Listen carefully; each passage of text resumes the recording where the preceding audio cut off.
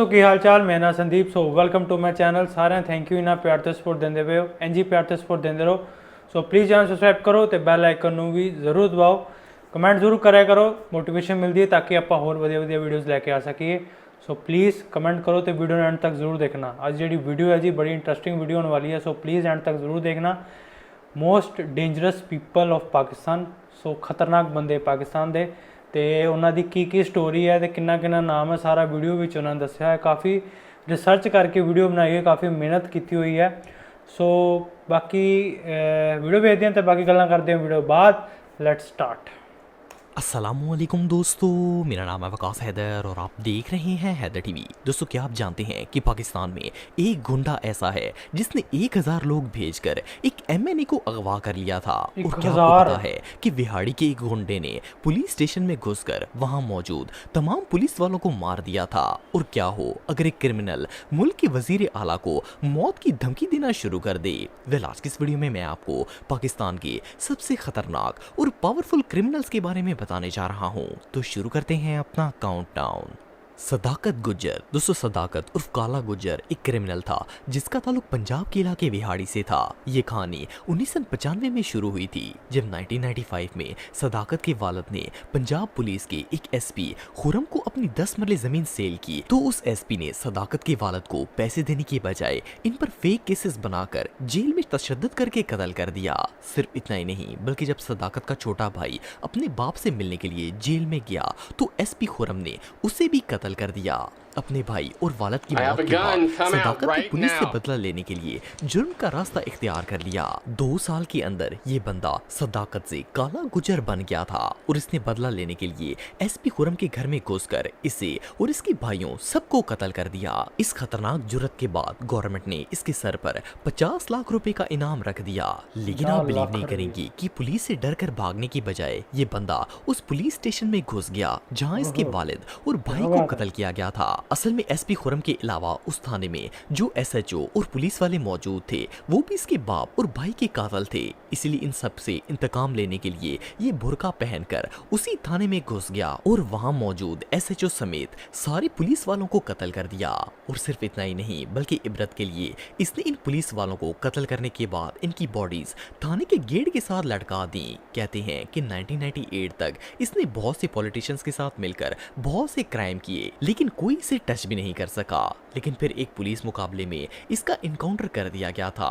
Anyway जो भी हो उस दौर में हर पुलिस वाले के दिल में इसका खौफ जरूर हुआ करता था। चौधरी नादर गुज्जर। दोस्तों नादर गुज्जर इस वक्त पाकिस्तान के सबसे खतरनाक और पावरफुल लोगों में से एक है। इसका ताल्लुक कसूर से है। ये बेसिकली एक अमीर घराने से ताल्लुक रखता था। इस बंदे की कहानी तब शुरू हुई जब इसने एक शख्स से 8 किनाल जमीन खरीदी पर कसूर के एमपीए अहमद खान ने उस जमीन पर कब्जा कर लिया। अहमद खान जिले का एमपीए था लेकिन चौधरी नादर ने इसके बावजूद इस एमपीए के 7 लोगों को दिन दिहाड़े उसी जमीन के ऊपर कत्ल कर दिया और सिर्फ आधे घंटे में अपनी जमीन वापस ले ली। पर एमपीए ने अपनी पावर का इस्तेमाल करके इसे जेल भिजवा दिया और नादर 3 साल तक जेल में रहा। जब ये जेल से छूटा और अपनी गाड़ी में घर जा रहा था तो एमपीए अहमद खान ने इस पर हमला करवा दिया। इस हमले में नादर के 2 भांजे कत्ल हो गए। लेकिन ये बंदा इतना इन्फ्लुएंशियल था कि इसने अपने भांजों के मरने के सिर्फ 24 घंटों के बाद 1000 लोगों को अपने साथ लिया और एमपीए के बाप को इसके घर से अगवा कर लिया। आपको जानकर हैरानगी होगी कि अहमद खान का बाप कोई आम बंदा नहीं था बल्कि नून लीग का मौजूदा एमएनए था। पर इसके बावजूद चौधरी नादर ने उसे अपने घर से उठवाकर गायब कर दिया और बाद में इसकी लाश दूसरे शहर से बरामद हुई थी। लेकिन इतना सब कुछ करने के बावजूद कोई इस शख्स का कुछ नहीं बिगाड़ सका। ये शख्स आज भी खुले आम घूम रहा है और किसी की जरूरत नहीं है कि इसे टच कर सके। आपको बताता चलूं कि नादर पर 1400 से भी ज्यादा केसेस दर्ज थे पर इसके बावजूद ये खुले आम फिरता था। इवन इसे आबिद बॉक्सर और नून लीग की फुल सपोर्ट हासिल है और अब तो ये कसूर की एक सेलिब्रिटी बन चुका है। अरशद भट्टी। दोस्तों अरशद भट्टी एक पुलिस इंस्पेक्टर था जिसका ताल्लुक पंजाब के इलाके शेखुपुरा से था। ये एक ईमानदार ऑफिसर था जो अपनी ड्यूटी निभा रहा था, लेकिन 2001 में शेखुपुरा की एमएनए ने इस इंस्पेक्टर से एक कत्ल के मामले में फेवर मांगी और अरशद ने गलत काम करने से मना कर दिया। इस पर गुस्सा होकर उस एमएनए ने इंस्पेक्टर अरशद के भाई को अगवा कर लिया और इसे शदीद तशद्दुद करके कत्ल कर दिया। सिर्फ इतना ही नहीं बल्कि उस एमएनए ने अरशद पर झूठा इल्जाम लगवाकर इसे भी सस्पेंड करवा दिया। इवन इस दौरान भाई की मौत की वजह से अरशद की भाभी भी सदमे से वफात पा गई। इन सब हादसात के बाद ये इंस्पेक्टर क्रिमिनल बनने पर मजबूर हो गया। इसने अपने पास मौजूद सारे पैसों से असला खरीदा और उस एमएनए पर हमला करके इसके कई लोगों को कत्ल कर दिया। सिर्फ इतना ही नहीं बल्कि अरशद ने खतरनाक मुजरिमों के साथ मिलकर उस एमएनए के बेटे को भी अगवा कर लिया और इसे बिल्कुल वैसे ही मारा जैसे इसके भाई को मारा गया था। इन सब के दौरान अरशद को पकड़ने के लिए कई ऑपरेशन किए गए, लेकिन इसमें कई पुलिस वाले अपनी जान धो बैठे। आखिरकार आईजी पंजाब ने इंस्पेक्टर अरशद के सर पर 2 करोड़ रुपए का इनाम रख दिया। एक और मजे की बात यह है कि जब ये फरार था तो पंजाब गवर्नमेंट ने इसकी प्रॉपर्टी पर कब्जा कर लिया था। सो इसने उस वक्त के वजीर आला परवेज इलाही को फोन किया और इन्हें कत्ल करने की धमकी दी। ये बंदा इस हद तक खतरनाक बन चुका था कि गवर्नमेंट भी इससे डरती थी। इवन वजीर आजम पाकिस्तान ने खुद इसके इनकाउंटर का हुक्म दिया था और आखिरकार एक गद्दार की वजह से पुलिस भारी तादाद में इस पर हमला करने में कामयाब हो गई और इसे कत्ल कर दिया गया। माजा जट। दोस्तों ये जो शख्स आप देख रहे हैं ये कोई क्रिमिनल नहीं बल्कि एक स्कूल टीचर था। इसके वालिद स्कूल साहब टीचर मुल्तान के एक जमींदार थे।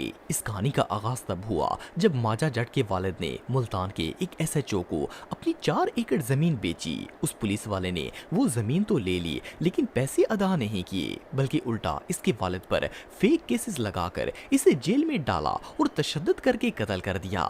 सिर्फ इतना ही नहीं बल्कि उस एसएचओ ने उस कत्ल का इल्जाम भी उसके बेटे यानी माजा जट पर लगाकर उसे भी जेल में डाल दिया।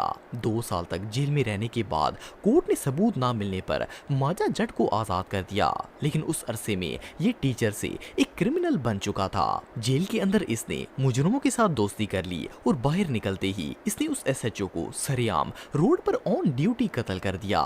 इस कत्ल के बाद उस एसएचओ के भाई ने पुलिस का सहारा लेकर माजा जट और इसके साथियों पर हमला कर दिया, लेकिन जिन लोगों के साथ माजा जट की दोस्ती हुई थी वो कोई आम लोग नहीं थे, बल्कि दर्जनों पुलिस ऑफिसर्स ने जब उन लोगों पर हमला किया तो उन्होंने ग्रेनेड्स निकाल लिए और जब पुलिस वालों पर बॉम्ब्स फूटे तो वो वहां से दुम दबाकर भाग गए।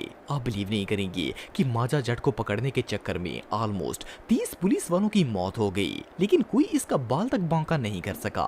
खैर आईजी पंजाब ने इसके सर पर 70 लाख का इनाम रख दिया और पूरे मुल्तान में इसके पोस्टर्स लगवा दिए। आखिरकार मुखबरी से माजा जट को गिरफ्तार कर लिया गया। जब इसे गिरफ्तार किया गया तो डीएसपी ने इसे मारना शुरू कर दिया। माजा जट को उस डीएसपी पर इतना गुस्सा आया कि इसने पास मौजूद हवलदार से बंदूक छीनी और डीएसपी को सबके सामने कत्ल कर दिया। इस पर पूरी पुलिस फोर्स ने इस पर ओपन फायरिंग शुरू कर दी और सैकड़ों गोलियां मारकर इसे कत्ल कर दिया। एनीवेज क्रिमिनल की स्टोरी वाकई में बहुत शॉकिंग थी। मेहर दिलावर अराई। दोस्तों दिलावर एक ऐसा शख्स था जिसने 14-15 साल की उम्र में ही जुर्म का रास्ता इख्तियार कर लिया था। इसका ताल्लुक मुल्तान से था। असल में मुल्तान के एक सियासी ग्रुप ने इसके बड़े भाइयों को कत्ल कर दिया था क्योंकि इसकी फैमिली ने उन पॉलिटिशियंस को अपनी जमीन बेचने से इनकार कर दिया था। दिलावर उस वक्त छोटा था, लेकिन इसने उस वक्त पुलिस में जाकर एफआईआर दर्ज करवाने की कोशिश की, पर पुलिस वाले एमएनए और एमपीए से मिले हुए थे और इन्होंने कोई एक्शन नहीं लिया। इसके बाद दिलावर ने जुर्म का रास्ता इख्तियार कर लिया और इवन ये इतना निडर था कि इसने डीएसपी का घर भी लूट लिया और 4 पुलिस वालों को भी कत्ल कर दिया। इसके बाद दिलावर ने उस एमएनए का पता लगवाया जिसने इसके भाई को मारा था। जब उस एमएनए के बेटी की शादी हो रही थी तो दिलावर अपना बदला लेने के लिए वहां पर पहुंच गया और इसने उस पॉलिटिशियन और इसके बेटे दोनों को मार दिया। इस वाक़े के बाद पूरा मुल्तान इससे डरने लगा और इसका राज शुरू हो गया। इवन ये बंदा मुल्तान में बिजनेस करने वालों से भत्ता भी वसूल करता था। और तो और जब मुल्तान के डीपीओ ने इसे मना किया और इसे सरेंडर करने का हुक्म दिया तो ये गन्स लेकर डीपीओ ऑफिस में पहुंच गया और पुलिस फोर्स के सामने डीपीओ को कत्ल कर दिया।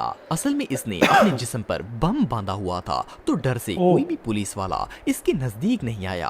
और तो और इसने बम की वजह से 11 पुलिस वालों को भी किडनैप कर लिया ताकि ये वहां से सेफली निकल सके। खैर इस इंसिडेंट के बाद पूरी पंजाब पुलिस इसके पीछे पड़ गई और इन्होंने दिलावर को ढूंढकर इसे और इसके साथियों को पुलिस मुकाबले में कत्ल कर दिया था। बहरहाल जो भी हो, कभी कभार हालात ऐसे बन जाते हैं कि एक आम सा बंदा भी खतरनाक मुजरिम बनने पर मजबूर हो जाता है। तो दोस्तों आज के लिए बस इतना ही। उम्मीद आपको वीडियो पसंद आई होगी। अगर आप मुझे इंस्टाग्राम पे फॉलो करना चाहते हैं तो दी हैदर टीवी पे आप मुझे फॉलो कर सकते हैं। मिलता हूं आपसे नेक्स्ट वीडियो में, तब तक के लिए अल्लाह हाफिज। ਸੋ ਗਾਇਸ ਵੀਡੀਓ ਦਾ ਲਿੰਕ ਡਿਸਕ੍ਰਿਪਸ਼ਨ 'ਚ ਉੱਥੇ ਜਾ ਕੇ ਉਹਨਾਂ ਚੈਨਲ ਤੁਸੀਂ ਦੇਖ ਸਕਦੇ ਹੋ ਤੇ ਵੀਡੀਓ ਅਗਰ ਪਸੰਦ ਆਈ ਉਹਨਾਂ ਚੈਨਲ ਨੂੰ ਸਬਸਕ੍ਰਾਈਬ ਕਰ ਸਕਦੇ ਹੋ। ਬਾਕੀ ਗੱਲ ਕਰਦੇ ਵੀਡੀਓ ਦੀ, ਵੀਡੀਓ ਬਹੁਤ ਹੀ ਮਤਲਬ ਕਿ ਰਿਸਰਚ ਕਰਕੇ ਬਣਾਈ ਹੋਈ ਸੀ। ਪ੍ਰੋਪਰ ਉਹਨਾਂ ਨੇ ਦੱਸਿਆ ਕਿ ਕਿਹੜੇ ਬੰਦੇ ਤੇ ਕਿੰਨਾ ਇਨਾਮ ਸੀ ਤੇ ਕਿਸ ਵਜ੍ਹਾ ਨਾਲ ਉਹ ਕ੍ਰਿਮੀਨਲ ਬਣੇ। ਬਾਕੀ ਸਾਰੇ ਜੋ ਵੀ ਉਹਨਾਂ ਨੇ ਦੱਸੇ ਕ੍ਰਿਮੀਨਲ, ਸਾਰਿਆਂ ਦੀ ਇੱਕੋ ਹੀ ਬੈਕ ਸਟੋਰੀ ਸੀ ਕਿ ਕੋਈ ਵੀ ਪਿੱਛੋਂ ਕ੍ਰਿਮੀਨਲ ਨਹੀਂ ਸੀ, ਸਾਰੇ ਇੱਕ ਆਮ ਬੰਦੇ ਸੀ ਤੇ ਉਹਨਾਂ ਦੇ ਹਾਲਾਤਾਂ ਨੂੰ ਉਹਨਾਂ ਨੇ ਕਿੱਦਾਂ ਉਹ ਕ੍ਰਿਮੀਨਲ ਬਣ ਗਏ ਤੇ ਬਾਕੀ ਜੋ ਕਿੱਦਾਂ ਪਾਵਰਫੁਲ ਲੋਕਾਂ ਨੇ ਉਹਨਾਂ ਨਾਲ ਨਜਾਇਜ਼ ਕੀਤੀ ਤੇ ਤਾਂ ਕਰਕੇ ਉਹਦਾ ਬਦਲਾ ਲੈਣ ਵਾਸਤੇ ਉਹ ਕ੍ਰਿਮੀਨਲ ਬਣੇ। ਬਾਕੀ ਪਹਿਲੇ ਤੋਂ ਕ੍ਰਿਮੀਨਲ ਕੋਈ ਨਹੀਂ ਸੀ। ਕੋਈ ਆਪਣੀ ਜਿੱਦਾਂ ਕਿ ਤੁਸੀਂ ਇੱਕ ਪੁਲਿਸ ਅਫਸਰ ਤੇ ਇੱਕ ਟੀਚਰ ਵੀ ਕ੍ਰਿਮੀਨਲ ਬਣ ਗਿਆ, ਕਿੱਦਾਂ ਬਣੇ, ਕਿਸ ਤਰ੍ਹਾਂ ਉਹਨਾਂ ਨਾਲ ਨਜਾਇਜ਼ ਹੋਈ ਤੇ ਕਿੱਦਾਂ ਕੋਈ ਪਾਵਰਫੁਲ ਬੰਦੇ ਨੇ ਉਹਨਾਂ ਨਾਲ ਨਜਾਇਜ਼ ਕਰਨ ਦੀ ਕੋਸ਼ਿਸ਼ ਕੀਤੀ ਤਾਂ ਕਰਕੇ ਉਹ ਕ੍ਰਿਮੀਨਲ ਬਣੇ। ਸੋ ਵਧੀਆ ਵੀਡੀਓ ਸੀ ਤੇ ਉਮੀਦ ਹੈ ਤੁਹਾਨੂੰ ਵੀਡੀਓ ਪਸੰਦ ਆਈ ਹੋਏਗੀ, ਰਿਐਕਸ਼ਨ ਵਧੀਆ ਲੱਗਿਆ ਹੋਏਗਾ ਤੇ ਪਲੀਜ਼ ਚੈਨਲ ਸਬਸਕ੍ਰਾਈਬ ਕਰੋ ਤੇ ਬੈਲ ਆਈਕਨ ਨੂੰ ਵੀ ਜ਼ਰੂਰ ਦਬਾਓ। ਮਿਲਦੇ ਹਾਂ ਅਗਲੀ ਵੀਡੀਓ 'ਚ। Stay tune, bye bye.